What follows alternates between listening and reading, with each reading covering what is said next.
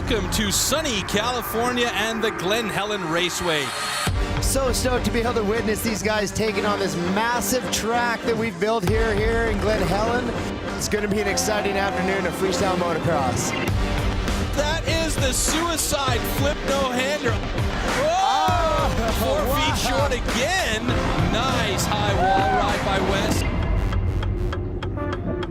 Hey, sorry dude, got a little lost, kind of big. Well, for once I actually understand your excuse. I mean, this is like the hugest course we've ever seen in the history of freestyle. You know, 4 ramps, quarter pipe, huge wall ride, and what an unbelievable event we had here. Oh yeah.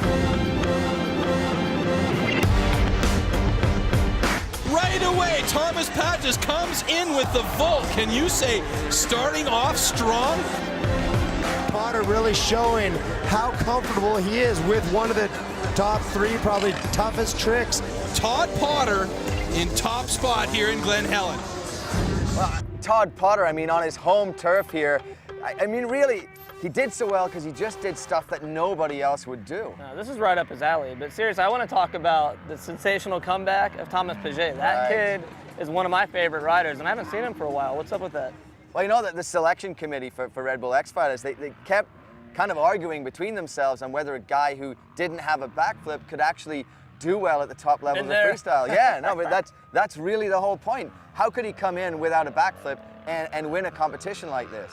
Yeah, well, he obviously proved why, because he came out here swinging. Kids from south of France, there's no courses like this, nothing. And he made a lot of the local boys look silly. And now we're waiting for Thomas Pagès. Here we go, aiming at the big step up. What's he got up here? Whipping it out, Indian air. As he heads toward the big quarter pipe. Whoa! Whoa, Did you see the amplitude on that one, Andy? That was massive. Biggest we've seen anyone go. What I'm still like trying to figure out is how did Tom even make the finals without a backflip in his run? I think it's just the fact that, you know, he's got massive extensions. He really, like Potter, he seemed to feel comfortable on this course no matter where he jumped, but the biggest thing, obviously, is doing a trick no one else can do, and a massive trick in doing that vault. You see him step off the side of the motorcycle, do a complete 360, grab back on the motorcycle, and get it back under his body before he lands, so very impressive trick. Oh yeah, not a lot of guys do that. It's obvious why, because you're totally separating your vision, your body, everything. It kind of goes without saying what that trick's all about. The bummer is he gets to the final and didn't execute. Yeah. It's a yin-yang kind of situation, isn't it? It's that decisive moment when everything kind of goes wrong for him. No, and I think the way he's touched his helmet there, he's done that every time before the body burial on this ramp, so let's check it out. No! Oh, no! That could be a huge advantage for Todd Potter right there. Yeah, I was too concentrated and forgot to put enough power. So I came up short, and coming short on this track is not good because I land like at the last moment and I can't be short. I think that's what happened. And after I was really tired, exhausted, couldn't breathe, and the stress and first final. So that's a good thing, and maybe one day. And we had a little rumor of him even going bigger if he did make it to the final. Didn't get to see the flare, but it's awesome to know that he's got that in his repertoire and has taken it to dirt before, so future's got some good potential for Thomas. But because of that mistake that Tom made, that really opened the door for Todd Potter, and he really rode just unbelievably on this course. He rode it like he has a practice place. It's a lot like it. Right, exactly. Nice transfer. Airing it out, getting back over here. I think we'll see a flip this time. Yes, we do. Flip knack-knack. On the 108-foot tabletop, the only guy really on the day flipping that natural terrain bad boy. So Potter really showcasing the variety of his skills right now.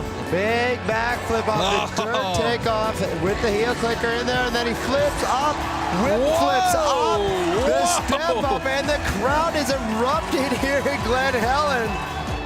Yeah, laying in bed last night, pretty much sleepless, just thinking about my run and how I was going to execute it, and but nothing could prepare you for the feeling of winning for sure. That's good. And I heard I'm in the points lead, and that just is it's a good step in the right direction, that's for sure. The course he loves, tackling every obstacle, you know, back flipping the step ups. I could go on and on about his trick list. I think he threw the hugest knack flip ever on this side dirt kicker behind us. Like, I get the chills kind of thinking about it, and just gets me fired up for the series. Yeah, and the real question is now, Todd is the leader in this series. He's 5 points ahead of Levi Sherwood. You think he can actually hold it together and win the entire Red Bull X Fighters Tour? I don't know, man. It's going to be an interesting thing to see if Todd can kind of keep that points lead. He's never been in this position before, so I wouldn't count him out. I mean, if he delivered here, he can do it anywhere. And it's great that we're moving on to Turkey, where, you know, we'll be 3 stops in and we still got no idea who's going to win this thing. Oh man, it's exciting. I'm so fired up, man. We got a points chase going. The ramp kids are going to return. I'm just fired up, dude. I'm telling you. Well, you know, don't get too fired up, because this massive course has to get torn down now. And True. And I see the cranes coming to pick up our table, so Whoa. I guess we better get out of here. Yeah, let's bolt. Off to Turkey. I ain't carrying this one away.